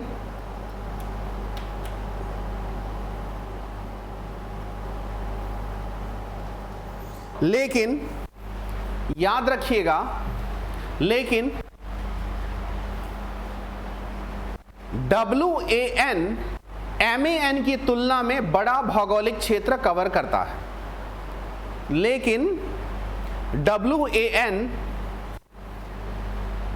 MAN की तुलना में, मेट्रोपॉलिटन एरिया नेटवर्क की तुलना में बड़ा भौगोलिक क्षेत्र कवर करता है, large geographical area, it covers large geographical area. चीजें स्पष्ट हैं? चलें, अब LAN WAN MAN हो गया। अब सीधा सीधा हम लिखते हैं VPN, वर्चुअल प्राइवेट नेटवर्क। अगला आता है VPN और इसके सामने लिखना virtual private network, virtual private network VPN।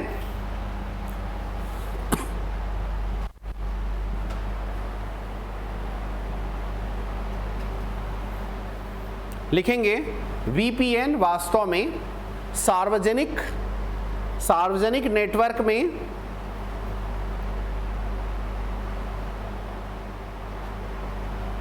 सार्वजनिक नेटवर्क पर कर लो, पर लिखोगे, सार्वजनिक मतलब पब्लिक, पब्लिक नेटवर्क पर। VPN is actually public, in the public network we get inclusion of private network। क्या लिखेंगे, हिंदी वाले पहले लिख लें फिर इंग्लिश बता देता हूं दोबारा। VPN वास्तव में सार्वजनिक नेटवर्क पर निजी नेटवर्क को प्राप्त करना, निजी नेटवर्क सेवाओं को प्राप्त करने का प्रावधान है। VPN is actually finding of private network in the public network, ऐसा लिख लो आप लोग इंग्लिश में। सो पब्लिक नेटवर्क भी है और प्राइवेट नेटवर्क भी है। प्राइवेट नेटवर्क किसे कहे, आपका ऑफिस, आपका स्कूल, आपका कॉलेज, आपका घर, that is your local area network हो सकता है, आपका निजी नेटवर्क हो। जैसे आप आजकल बहुत फेमस है, आप खुद का अपना नेटवर्क आप जोड़ सकते हो। कैसे, जियो फाइबर ले लिए, एयरटेल फाइबर ले लिए, आपका खुद का क्या है, खुद का आपका आईडी लगा है उसमें, खुद का डिटेलिंग उसमें किया गया, खुद आप पे करते हो, तो आपको क्या कर देता है वो जियो फाइबर, एयरटेल फाइबर आपको आपका पब्लिक, आपका क्या प्राइवेट को वो पब्लिक में जोड़ देता है, तो आप भी ग्लोबलाइज हो जाते हैं किसी भी सॉरी, देखो इधर देखिए, ये अलग अलग प्रकार के नेटवर्क टोपोलॉजी हैं। अगर आपको यहाँ तक पहुँचना है तो आप यहाँ पहुँच जाओगे तो आसानी से इस जगह पहुँच सकते हो। कोई भी कंप्यूटर को आप कहीं पे भी करोगे तो आसानी से इस जगह पहुँचा जाया जा सकता है। तो आपस में बहुत सारे कंप्यूटर किस प्रकार जुड़ेंगे वो टोपोलॉजी कहलाएगा। लेकिन मैं वही बात बता रहा हूँ, वर्चुअल प्राइवेट नेटवर्क वास्तव में पब्लिक नेटवर्क में आपको प्राइवेट नेटवर्क को जब जोड़ दिया जाएगा तो सीधा सीधा यू आर ग्लोबलाइज, आप इंटरनेट से सीधा जुड़ जाएंगे। ठीक, तो ये बातें याद रखना। तो VPN कहाँ यूज होगा, लिखेंगे VPN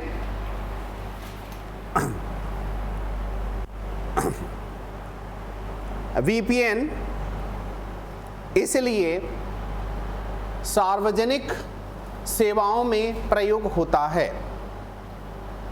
VPN इसलिए क्या है, सार्वजनिक सेवाओं में प्रयोग होता है, यानी पब्लिक सर्विसेज में यूज होता है। ठीक है, अच्छा, अब ये चीज समझ में आ गया है। अब यहां पे लिखेंगे इंटरनेट टाइप ऑफ, ये इतने ही काफी है भाई, LAN, MAN, WAN, VPN काफी है इतना। ठीक, इसके बाद इधर लिखेंगे इंटरनेट नेटवर्क टोपोलॉजी या नेटवर्क टोपोलॉजी। नेटवर्क टोपोलॉजी में आवश्यक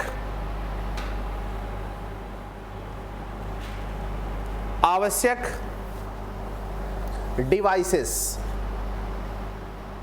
तो पहला तो मॉडेम लगेगा, पहला मॉडेम लगेगा, सब चीजों को लिख लेंगे यहां पर क्या क्या लगेगा, मॉडेम लगेगा, उसके बाद कंप्यूटर लगेगा, उसके बाद आपको लगेगा राउटर। राउटर क्या है, ये भी हेल्प करता है आपको इंटरनेट से जोड़ने में, एक डिवाइस है। ठीक, उसके बाद ISP internet service provider, internet service provider etcetera, ये प्रमुख बातें हैं। और आपका यहाँ पे माध्यम जैसे क्या लिखेंगे, जैसे ऑप्टिकल फाइबर, जैसे कि ऑप्टिकल फाइबर।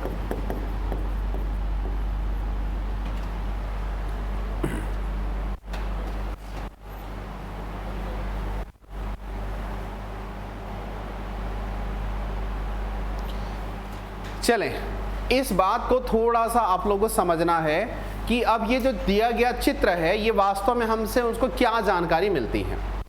एक बात समझिए, इसमें मैंने क्या कहा है, कंप्यूटर लिखा है। कंप्यूटर बहुत सारे हैं, सबके सब डॉट डॉट गोल गोल जो दिख रहा है सबके सब कंप्यूटर हैं। ये बीच की जो लाइन है वो क्या है, ऑप्टिकल फाइबर है। और ऑप्टिकल फाइबर में जो इंफॉर्मेशन जा रही, इंटरनेट जा रही है, वो तो इलेक्ट्रॉनिक फॉर्म में जा रही है। ऑप्टिकल फाइबर में तो ऑप्टिक्स यानी कि प्रकाशिक लाइट के फॉर्मेट में जा रही है। तो यहाँ पे थोड़ा सा फोकस करें, इन जितने भी कंप्यूटर हैं उनमें से एक कंप्यूटर क्या काम करेगा, सर्वर का काम करेगा। सर्वर कौन सा कंप्यूटर होता है, जिसकी मेमोरी ज़्यादा होती है, जिसकी मेमोरी क्षमता कैपेसिटी ज़्यादा हो सकती है, और वही क्या है, बाकी कंप्यूटर को जोड़ने में मदद करता है। तो दिए गए कंप्यूटर के जो नेटवर्क में कोई भी एक कंप्यूटर को हमको सर्वर बनाना पड़ेगा और सर्वर से बाकी सब चीज़ें कनेक्ट होंगी। जैसे एक बेसिक वाली बात देखें, बस टोपोलॉजी, 4-5 प्रकार के यहाँ पे टोपोलॉजी हैं, बस topology, star topology, ring topology, mesh topology और ट्री टोपोलॉजी। छोटी छोटी बातें बस याद रखना है, इसके अंदर की चीज़ें बहुत ज़्यादा आवश्यक नहीं है क्योंकि आपके सिलेबस में नहीं है। हाँ, इंटरनेट है बोल के आपको यहाँ पे मैं बताने आवश्यक समझता हूँ ताकि इंटरनेट को पूरा समझ लें। तो देखो, जब यहाँ पे मैं बताता हूँ बस टोपोलॉजी, इमेजिन करिए मान लो ये क्या है, आपका सर्वर कंप्यूटर है, रेड वाला सर्वर कंप्यूटर है। सर्वर से चीजें क्या है, कनेक्टेड है, ये कनेक्टेड है, ये कनेक्टेड है, ये कनेक्टेड, ये कनेक्टेड है। क्या आप लोग मुझे आंसर करिए कि इस कंप्यूटर के खराब होने पर इनकी सर्विसेज बाधित होगी, डिस्टर्ब होगा, यस और नो? नो। तो सर्वर कंप्यूटर के अतिरिक्त नेटवर्क में किसी भी कंप्यूटर के काम न करने पर बाकी कंप्यूटर के का नेटवर्क या बाकी कंप्यूटर के कार्य प्रभावित नहीं होते हैं। तो एक छोटी सी बात लिखेंगे, डिस्क्रिप्शन लिखेंगे, पहला बस, साइड में लिखेंगे, एक पेज बना लीजिए, बस टोपोलॉजी में एक मुख्य सर्वर कंप्यूटर होता है, there is a main server computer,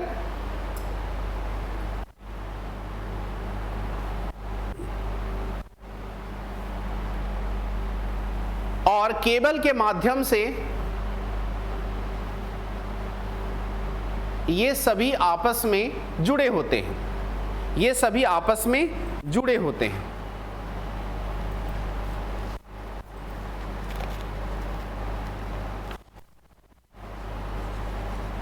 इसमें एक कंप्यूटर सर्वर होता है, इसमें एक कंप्यूटर सर्वर होता है,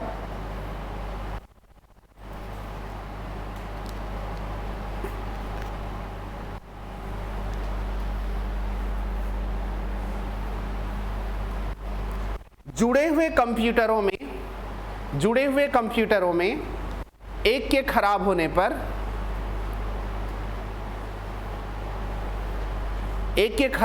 पर बाकी का कार्य प्रभावित नहीं होता है, बाकी का कार्य प्रभावित नहीं होता है।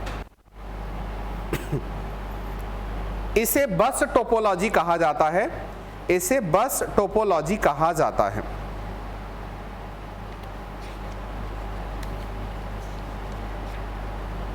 दूसरा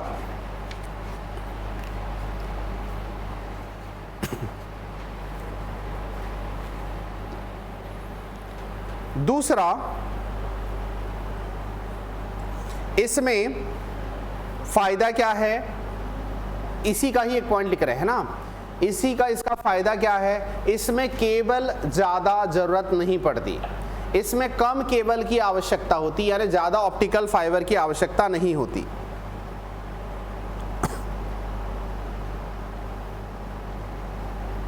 एवं नया कंप्यूटर आसानी से जोड़ा जा सकता है। इधर देखिए आप लोग, यहां से यहां तक आपको ज्यादा वायर की जरूरत नहीं पड़ी, और आपको एक और जोड़ना है, जोड़ लो, यहां पर एक और जोड़ना है और जोड़ लो, यहां पे जोड़ना है और जोड़ लो। तो इसमें हम कह रहे हैं कि इसमें दूसरा कंप्यूटर जोड़ना भी आसान है, तो ये इसलिए पॉपुलर है। जैसे आप लोग ऑफिस कोचिंग वगैरह में टेस्ट देते हो ना, तो एक सर्वर कंप्यूटर बना देंगे और उससे क्या कर देंगे, 5 कंप्यूटर को और जोड़ देंगे, मतलब एक सीपीयू से 5-6 डेस्कटॉप, 5-6 क्या है आपका कंप्यूटर चला सकोगे। तो क्या करेंगे, एक को सर्वर बना दिए और लाइन से बाहर आपका जो टेस्ट देते हो ना 1 2 3 4 करके 5-6 जोड़ दिए, तो एक ही सीपीयू से 5-6 कंप्यूटर आप चला लिए। छोटा केबल भी जरूरत ज़्यादा लंबा नहीं पड़ा, और 5 का 7 कर लो, फिर 10 कर लो, तो आसानी से जोड़ा जा सकता है। बस टोपोलॉजी है, ठीक, सबके सब हैं, इंटरनेट अब यूज़ कर लोगे। चले, हाँ देखो, सर्वर में मुख्यतः मेन फ्रेम कंप्यूटर यूज़ किए जाते हैं, लेकिन मामला ये है कि हमको ऑफिस में मेन फ्रेम कंप्यूटर की ज़रूरत नहीं पड़ेगी। कारण आप टेस्ट दे रहे हैं, टेस्ट के लिए बहुत ज़्यादा भारी भरकम डेटा की ज़रूरत नहीं है। मेन फ्रेम कंप्यूटर मुख्यतः सर्वर में यूज़ किए जाते हैं। ऐसी जगह मेन फ्रेम कंप्यूटर यूज़ किए जाएंगे जहां पे बहुत ज़्यादा डेटा यानी बहुत ज़्यादा मेमोरी की आवश्यकता होती है, वहां पे मेन फ्रेम कंप्यूटर जो अलमारी के आकार का होता है, ठीक है, छोटी अलमारी के आकार का होता है वो, ठीक। यहाँ पे घरों में हम किसे यूज़ करेंगे या ऑफिस वगैरह में क्या यूज़ करेंगे, नॉर्मल CPU को भी हम सर्वर बना सकते हैं। बस क्या है, उसके मेमोरी को चेंज कर दो, उसको बढ़ा लो, ज़रूरत पड़ी सेकेंडरी मेमोरी लगा लो, ठीक है। हाँ, फटाफट लिखें, समय होता जा रहा है। अब इसके ऊपर देख रहे हैं स्टार। एक बात बताइए, स्टार टोपोलॉजी में अगर बीच वाले को आपने सर्वर बनाया और सर्वर के खराब होने पर, देखो एक बात याद रखना, सर्वर के खराब होने तो पूरा ही सिस्टम कोलैप्स हो जाएगा। तो ये प्रश्न बहुत ही वाहियात है कि सर बीच वाले हम सर्वर को चलाएंगे तो बाकी चलेगा क्या? नहीं चलेगा भाई, क्योंकि सर्वर ही तो मुख्य कंप्यूटर है, वहीं से तो बाकी कनेक्शन निकला हुआ है। कहाँ से निकला है? यहाँ से निकला है और इस प्रकार जुड़ा हुआ है, ठीक। अब ये कहाँ से जुड़ा होगा? सर्वर किससे जुड़ा होगा? ओरिजिनल नेटवर्क से, इंटरनेट सर्विस प्रोवाइडर से जुड़ा होगा, ISP से जुड़ा होगा, ठीक। हाँ, तो चीज़ों को लिखेंगे। स्टार टोपोलॉजी में केंद्रीय कंप्यूटर को हब कहा जाता है। तो in the star topology central computer is called hub, HUB। मतलब यहां पे हब क्या हो गया? ये वाला हो गया, ये आपका HUB हो गया, हब कहलाता है, जिससे बाकी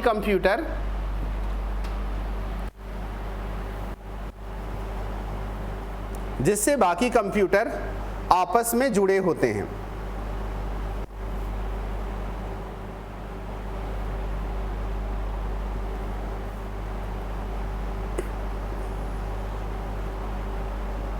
इसमें भी एक कंप्यूटर प्रभावित होने पर बाकी का कार्य प्रभावित नहीं होता। सीधा लॉजिक लगाना, ऐसी चीज को याद रखने का जरूरत नहीं है। देखो इधर को, इसको मान लो ये काम नहीं कर रहा और यहाँ पे तो बाकी का कार्य प्रभावित नहीं होगा क्योंकि सीधा सीधा जुड़ा हुआ है। लेकिन इधर देखिए, इधर देखिए थोड़ा रिंग टोपोलॉजी में, मान लो ये गलत हो जाता है तो नेटवर्क तो टूट गया। नेटवर्क किसे कहते हैं? जाल, सब आपस में जुड़ी होती तभी नेटवर्क कहा जाता है। तो बातों को समझिए कि अगर ये डिस्टर्ब हो गया तो हब से बाकी सब तो कनेक्टेड है, तो आपका कार्य प्रभावित नहीं हो रहा है। लेकिन यहाँ रिंग में आप चीज़ों को देख रहे हैं, ठीक है। तो चलिए लिखिए हब स्टार को। स्टार में एक की खराब होने पर अन्य का काम प्रभावित नहीं होता, लेकिन हब का प्रभावित होना, but if hub is disturb या हब में प्रॉब्लम आती है, हब में समस्या आती है, तो पूरा कार्य ही प्रभावित होगा। बस इतनी बातें जानना काफी है। उसके बाद बाजू में लिखा रिंग टोपोलॉजी। रिंग टोपोलॉजी सभी कंप्यूटर आपस में एक रिंग अथवा लूप से जुड़े होते हैं, एक रिंग अथवा लूप से जुड़े होते हैं।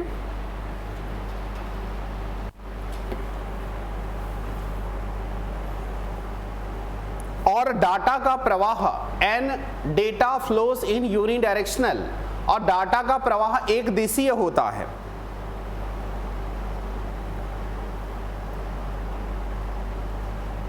डाटा का प्रवाह एक दिशीय होता है।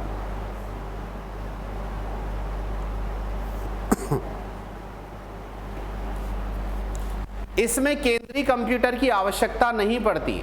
There is no requirement of central computer. Server तो जरूरत सब में पड़ता है, केंद्रीय कंप्यूटर की जरूरत, हब जैसी चीजों की जरूरत नहीं पड़ती। तो इसमें आप लोग एक काम करना, एक एरो निकाल लो, ऐसा एरो निकाल लो, क्योंकि ये यूनिडायरेक्शनल है, एक ही दिशा में इस प्रकार ये जाएगा, ठीक है। हाँ, एक कंप्यूटर में प्रॉब्लम आने पर पूरा नेटवर्क टूट जाता है। If one computer is disturbed, उस कंप्यूटर को एक्चुअल में हम नोड कहते हैं, याद रखना। कंप्यूटर मैंने कहा ताकि आपकी जानकारी आसानी से स्पष्ट हो सके, अदरवाइज कंप्यूटर का नोड कहा जाता है। ठीक है, तो एक नोड के खराब होने पर या एक कंप्यूटर के खराब होने पर पूरा नेटवर्क ही टूट जाता है। ये आपका रिंग टोपोलॉजी है। चलें, उसके बाद mesh topology, MESH mesh topology को देख लीजिए। ये PDF मैं भेज दूंगा आप लोगों को। ठीक है, मैश टोपोलॉजी को देखिए। मैश टोपोलॉजी की विशेषता ये होती है, प्रत्येक कंप्यूटर दूसरे से जुड़ा होता है। इधर देखिए आप लोग, हर चीज दूसरे से जुड़ा है। देखो, ये वाला इससे जुड़ा है, ये वाला फिर इससे जुड़ा है, ये इसी से जुड़ा है, इससे भी जुड़ा हुआ है, सबसे जुड़ा हुआ। एक को फोकस करिए आप लोग, एक को फोकस करिए। क्या इससे सब बाकी 4 चीजें जुड़ी कि नहीं? ये जुड़ा है, ये जुड़ा है, ये जुड़ा है, ये जुड़ा है। इसे मैश टोपोलॉजी कहा जाता है। तो लिखेंगे, मैश टोपोलॉजी में प्रत्येक कंप्यूटर दूसरे से जुड़ा होता है। Each computer is connected to the all computer from the all computer.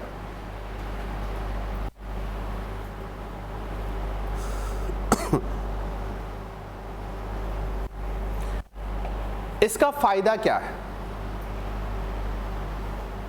इसका सबसे बड़ा फायदा ये है, ये हाई डेटा कम्युनिकेशन को ये क्या कर सकता है, इसको यूज कर सकता है। हाई डेटा कम्युनिकेशन लिखेंगे, इसलिए यह अत्यधिक लोड को सहन करने में सक्षम है। This network is capable to maintain the high loaded communication. ठीक, आप लोग मुझे बताइए, एक को इसमें मान लो हटा देते हैं, एक को मान लो खराब होता है, तो बाकी प्रभावित होगा या नहीं होगा? क्यों नहीं होगा? क्योंकि सब आपस में जुड़े हुए हैं। ये खराब होगा तो कोई बात नहीं, इससे जुड़ा है, ये इससे जुड़ा है, ये इससे जुड़ा है, ये इससे जुड़ा है। ठीक है, जैसे हम एक दूसरे का हाथ पकड़ते हैं और ऐसा लंबी चेन बनाते हैं, तो एक तो लंबी श्रृंखला हो गई, लेकिन सब एक दूसरे का हाथ, कोई कंधा, कोई कहाँ, एक दूसरे को हम क्या किए हैं, कनेक्शन रखे हैं। तो एक हाथ को छोड़ देने पर कोई नहीं, आप उसका कंधा को पकड़े हो, वो कंधा बाजू वाले कंधे को पकड़ा है, वो बाजू वाला उसके हाथ को पकड़ा है। तो आपस में याद रखना, मैश टोपोलॉजी में एक कंप्यूटर खराब होने पर बाकी पूरा नेटवर्क खराब नहीं होता। लिख लीजिए, चूंकि सभी जुड़े हुए होते हैं, चूंकि सभी आपस में जुड़े होते हैं, because all computers connected to each other, इसलिए किसी एक के खराब होने पर नेटवर्क प्रभावित नहीं होता।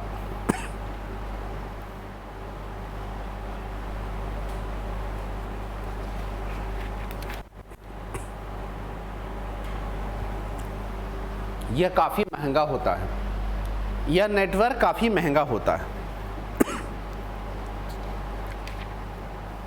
चलें, last that is about tree topology. Tree topology, tree topology में हमको 2 बातें समझनी है। थोड़ा देखिए, ट्री टोपोलॉजी को देख के आपको एक बात समझ आ रही होगी। क्या बात समझ आ रही है? ऐसी लाइन कहाँ नजर आ रही है? बस में नजर आ रही है। और इसके बाद इस इंडिविजुअल इतने को देखिए, ये क्या बता रहा है? स्टार को बता रहा है। तो लिखेंगे, tree topology is actually mixture of बस प्लस स्टार, है ना। ट्री टोपोलॉजी वास्तव में बस टोपोलॉजी एवं स्टार टोपोलॉजी का मिश्रण है। बस टोपोलॉजी और स्टार टोपोलॉजी का मिश्रण है।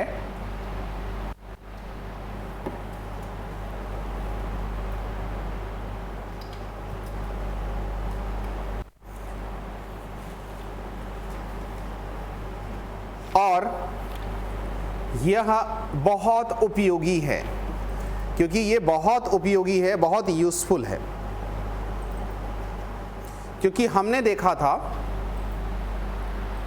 था कि यहाँ पे इन चीज़ों को जोड़ दिया जाता है। किसी एरिया में मान लो बस नेटवर्क है, बस एरिया जो है कुछ लोगों के लिए जोड़ा जा सकता है। स्टार एरिया, एक कंप्यूटर से एक को सर्वर बना दिए, बाकी को जोड़ दिए, दोनों को कनेक्ट किए तो काफ़ी बड़ा कनेक्शन बनता है। तो ये बहुत ही उपयोगी इसलिए है क्योंकि ये इसका खर्च भी मध्यम आता है, इसका खर्च भी ना बहुत अधिक ना बहुत कम। So this is all about your topology. This is all about your topology. और इसमें इनकी मदद से आप क्या कर सकते हो, आपस में एक नेटवर्क तैयार कर सकते हो। तो वास्तव में आप लोग को यहाँ पे बस, यहाँ पे स्टार और बस का मिश्रण है, इसलिए हम क्या कहते हैं, ट्री टोपोलॉजी को हाइब्रिड टोपोलॉजी भी कह देते हैं। दो का मिश्रण तो हाइब्रिड। ठीक, ये बातें आपको ध्यान रखनी है। ठीक, चलिए कल और परसों, हाँ, वो आपकी रिक्वायरमेंट के हिसाब से, ज़रूरत के हिसाब से वो है। तो अगर हम कहेंगे वास्तव में देखा जाए ऐसा कौन सा नेटवर्क है जिसमें एक को ख़राब होने पर बाकी चीज़ें डिस्टर्ब नहीं होती, तो आप देख रहे हैं मैश टोपोलॉजी। तो अपनी अपनी आवश्यकता के हिसाब से अलग अलग क्या नेटवर्किंग की जा सकती है, कौन सा अच्छा है ख़राब है उसके आधार हो सकते हैं। अच्छा, बहुत सारे लोगों को कनेक्ट करना है तो इस प्रकार चीज़ों को जोड़िए। ठीक है, चीज़ें समझ में आई। कल अब ये इंटरनेट की चीज़ें लगभग कह रहा हूँ समाप्त हो रही है। अभी यूट्यूब और कुछ और जानकारियाँ बाकी हैं जो कल की क्लास में शेयर करूँगा। कल आगे की सिलेबस में जो बची हुई चीज़ों को भी कंप्लीट करूँगा। आप लोग मत भूलिए, हम अभी भी विंडोज़ को नहीं पढ़े हैं। विंडोज़ को कहाँ पढ़े हैं हम? माइक्रोसॉफ्ट विंडोज़ को पढ़े हैं? नहीं पढ़े हैं। MS ऑफिस को पढ़े हैं ना हम। तो विंडोज़ आपके सिलेबस में लिखा हुआ है भाई, आपके सिलेबस में लिखा हुआ है, देयर इज, क्या लिखा हुआ है आपका, विंडोज़ के कुछ बेसिक बातें जिसमें कि आपको दिख जाएगा। हमने पढ़ा है वर्ड, क्या चीज़ नहीं पढ़ा है, वर्ड प्रोसेसर, स्प्रेडशीट और प्रेजेंटेशन से संबंधित चीज़ें। पावर पॉइंट प्रेजेंटेशन हमने ज़रूर पढ़ा है। तो विंडोज़ के बारे में थोड़ा बेसिक जानकारी कल मैं बताऊंगा। और साथ ही साथ अभी हमारे पास यूट्यूब और कुछ और जानकारियां जो इंटरनेट से कनेक्टेड बची हुई है उनको बताऊंगा। और कल ही आप लोगों को मैं बताऊंगा किसके बारे में, दैट इज़ अबाउट बाइनरी से डेसिमल, डेसिमल से बाइनरी कन्वर्ट करने में। ये प्रश्न भी आपसे पूछा जाएगा और उसको कुछ बड़ा काम नहीं है, थोड़ा मैथमेटिक्स है। 15 मिनट में आपका पूरा का पूरा चीज़ें क्लियर हो जाएगा। ठीक है, और आप लोगों की जानकारी मैं दोहरा देता हूँ। जैसे मैंने कहा था 3 और प्रैक्टिस सेट आपको दिए जाने हैं मेरे द्वारा, जल्द इसको मैं डिलीवर करूँगा। एक तो आज भेज दूँगा, बाकी 2 चीज़ें और डिलीवर होगी। साथ ही साथ आप लोगों को बताया हूँ कि 3 प्रैक्टिस सेट जो है मैं करवाऊँगा, लाइव करवाऊँगा अपकमिंग वीक में। अपकमिंग वीक में मैं जब भी उसका जो है प्रैक्टिस कराऊँगा, आपकी नॉर्मल क्लास के शेड्यूल के अतिरिक्त शेड्यूल में होगा। 7 से 10 मान लो आप सुबह करते हैं, 5 से 8 मान लो शाम को करते हैं, तो अकॉर्डिंगली उस स्लॉट के अलावा वाले स्लॉट में ये मिलेगा। ठीक है, एक कॉमन टाइम में हम आपको जोड़ेंगे ताकि मॉर्निंग इवनिंग दोनों जुड़ सकें।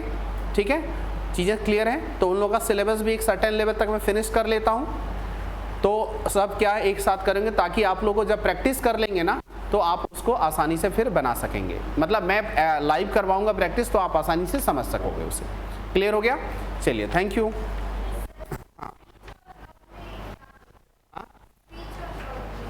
स्विच और हब, देखो स्विच करने का मतलब ये है, स्विच और हब में इनका जो है डाउट है। हब हमेशा सेंट्रल कंप्यूटर हो सकता है, स्विच करना मतलब एक जगह से दूसरी जगह जाना, वही कहा जाता है स्विच को। तो स्विच में हमेशा स्विच सेंटर वाला नहीं हो सकता, तो आपस में जोड़ने के लिए हम स्विच कंप्यूटर का यूज़ कर सकते हैं। ठीक है, 2 कंप्यूटर के बीच में स्विच कंप्यूटर यूज़ किया जा सकता है, एक जगह से दूसरी जगह जाना, इसका मतलब ये हो सकता है। ठीक है, हाँ हाँ,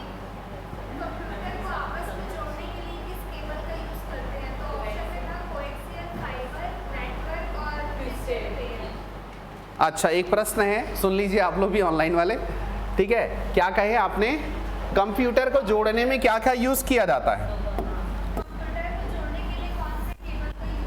कौन से केबल का? तो ऑप्टिकल फाइबर था और कोएक्सियल था ट्विस्टेड पेयर, ऐसा, और नेक्स्ट नेटवर्क। और प्रश्न फिर से रिपीट करिए। केबल पूछा है ना, तो नेटवर्क को गायब कर दो, ट्विस्टेड पेयर को गायब कर दो। ठीक, अब दोनों ही केबल हैं, दोनों ही केबल हैं। ये देखो पहले कॉपर तार से जोड़ा जाता था, उसका अगला जनरेशन आया कोएक्सियल वायर, उसके बाद जब आया ऑप्टिकल फाइबर, मैंने बताया था 5th जनरेशन में आया था ऑप्टिकल फाइबर, 5वीं पीढ़ी के दौरान यूज़ किया जाने वाला, मतलब लेटेस्ट अभी है। तो इसका आंसर क्या हो जाएगा? Optical fibre. ठीक है, लेटेस्ट जो है वही मानेंगे। ठीक है, क्लियर हो गया।